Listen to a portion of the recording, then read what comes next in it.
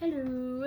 I don't know how much you can see from this angle, but that's what we have to work with for now. So I am on cut number 2. I already cut number 1, which was the spine. I have to cut all of the white edges off. So I cut the spine, and now I'm doing the top. So I put it in to the cutter, and then I use this little tool that came with my Big Mat cutting surface. And let's see if I can turn you. Just to make sure all the edges are lined up and nice and tight, I just run it along the edges, the two that are not up against solid edges, and I tap them in, and then I turn this crank over here, which brings this down and smushes the pages together. So I crank that nice and tight, and then I push my little safety button here, my little safety button, and then I pull the arm down, and it cuts. Mommy, give it to me. Cuts all the pages off. Thank you. And then I loosen the crank.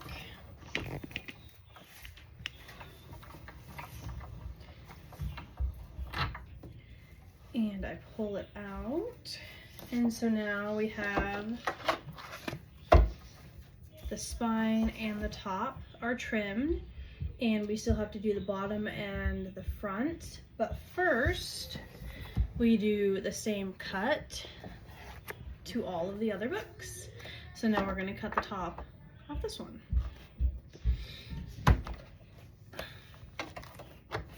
And we will be back for the next step. Okay, I moved you a little bit, so hopefully you can see.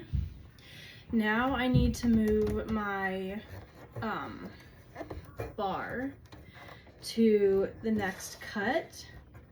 And I don't know if you can see on here, but I have this tape where I need to move. So this one is 1 spine. So I line this up with 1. And then I move it up here where it is now to 2 top. And now I need to move it down here to 3 front. So I slide it down and I line it up with 3 front. And then I tighten it down so it doesn't move. Now, this top book that I'm gonna do, I cut wrong. I cut the front instead of the spine first. So we're just going to cut it again and see what happens. Well, Okay, so it looks like it should be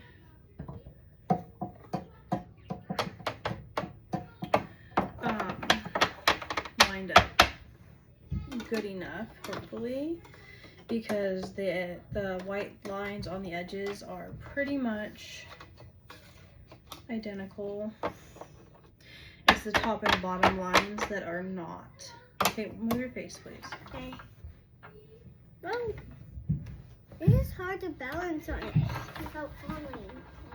And sit on your butt like you're supposed to. I want to see Okay, over tighten here. it down. Cut.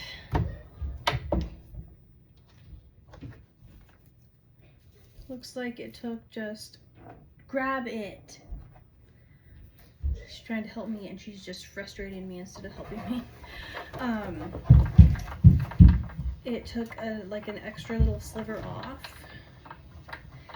And then I still have like a tiny little sliver on the front part right here. You can't really see it because of the other pages, but it'll be fine. So that one, this one, all I have left is the bottom. Cut number 4, but we need to go through and cut the front of the rest of the books. So we'll go ahead and do that. Line everything up. sure everything is aligned as good as possible. Crank it down. Crank it down? What's a crank, Mom? What's a crank? This. Oh. Make sure it's nice and tight. Hit our safety button. Pull our blade. Safety button.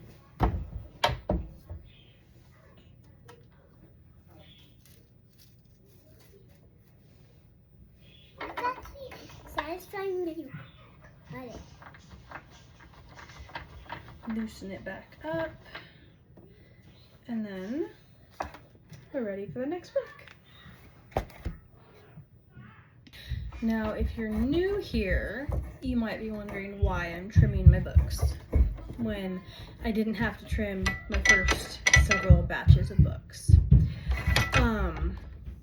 My printer, which I did a bunch of research on and found the best one that I could afford that is not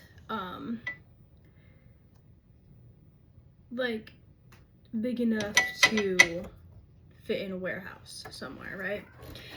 So I did my books, beautiful printed, it's called borderless printing, so it prints end to end.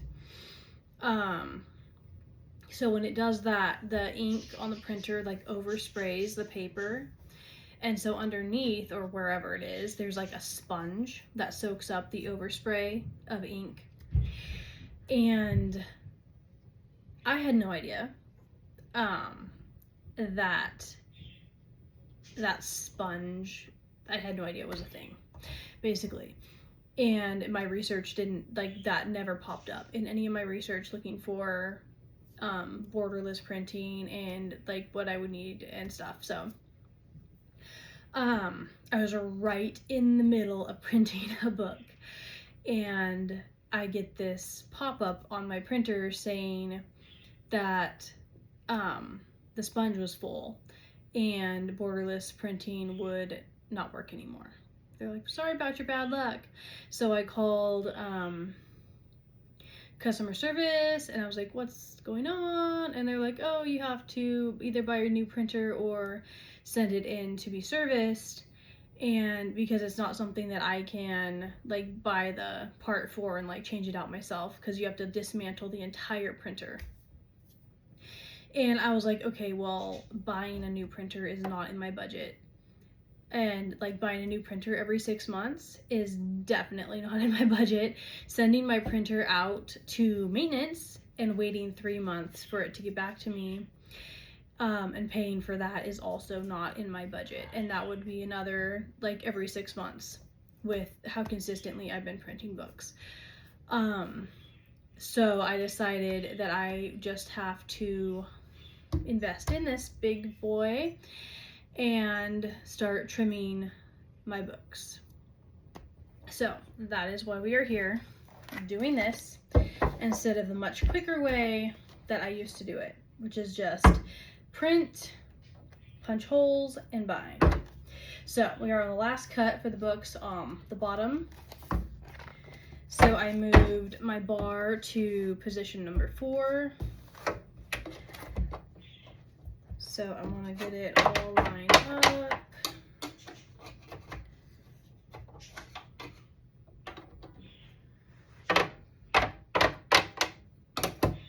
And crank it down. Hit my little safety lever and pull the blade.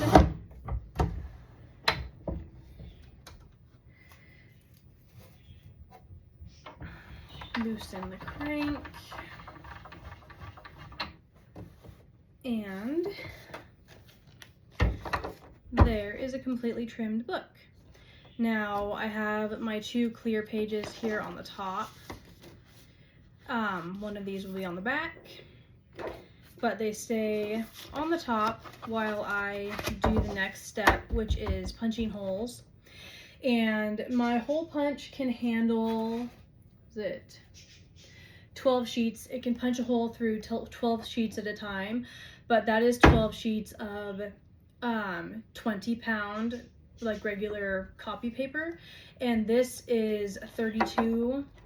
Well, the pages are 32 pound and the front and back cover are 60 pound. So I can do like a very small handful, like 5 or 6 pages at a time. Punch holes, and then I will split the book at a certain spot, turn it like inside out basically, and put the binding ring in, and then crimp it down, and then turn the book back right side out, and it will be finished. So I have 5 more books to finish cutting, and then I will be moving on to punching holes, and I will give you a little sneak peek into punching holes, and then again when I'm actually putting the rings on. Okay, well, apparently it took me too long to cut the rest of those books, and my camera stopped. So this is my hole punch and binder from the front where I can see it, and then I'm going to put you in the back.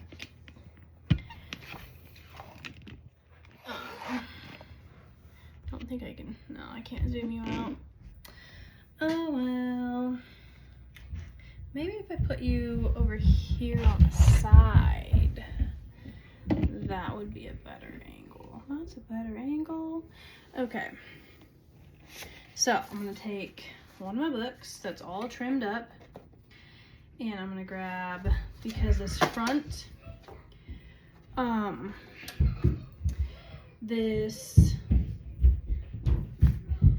has the 2 clear pages, which are very thick, and then it has the 60 pound cover. I'm just gonna grab like 1 or 2 other pages with it, and then you want to make sure that you get it spine in and not front in, because then you're just screwed. And then make sure that your setting is correct down here. It's on hole punch. You stick it in, it's all lined up, and then you, it sounds absolutely terrible, but you punch your holes. And then I just set it down next to me, and then I can grab another handful. I don't really count them, I just grab a handful of pages. Spine in. And if I'm not like doing multiple things at once, then I can just like usually fly through these. And I don't tend to get mixed up.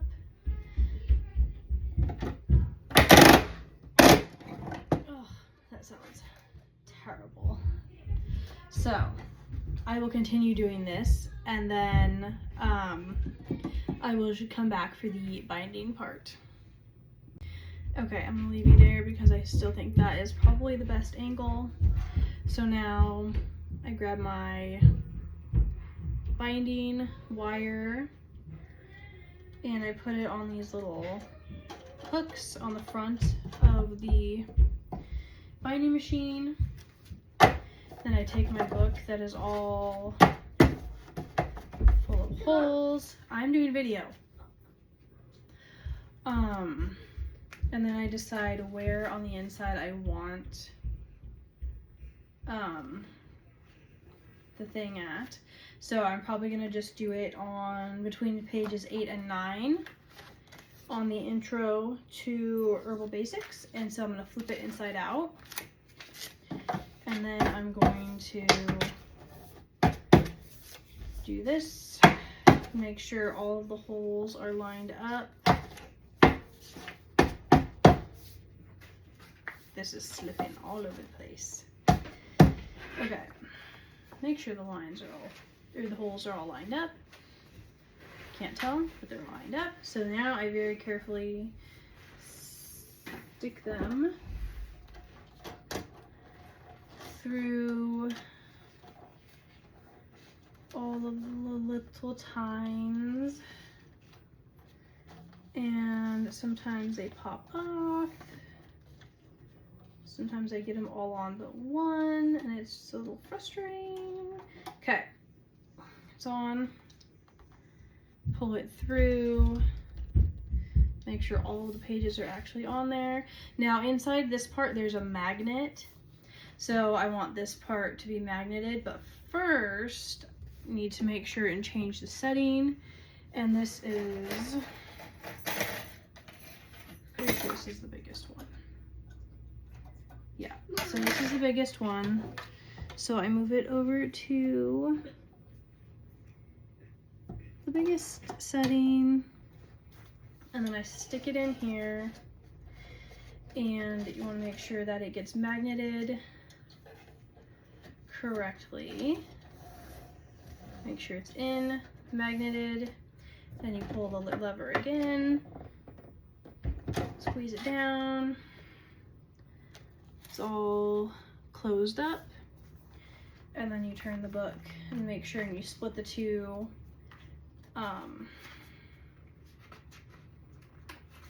clear pages, split them so one's on the front and one's on the back, and then you have your completed bound book. All right, so I'm gonna go ahead and do that for all the rest of these, and I will see you all later.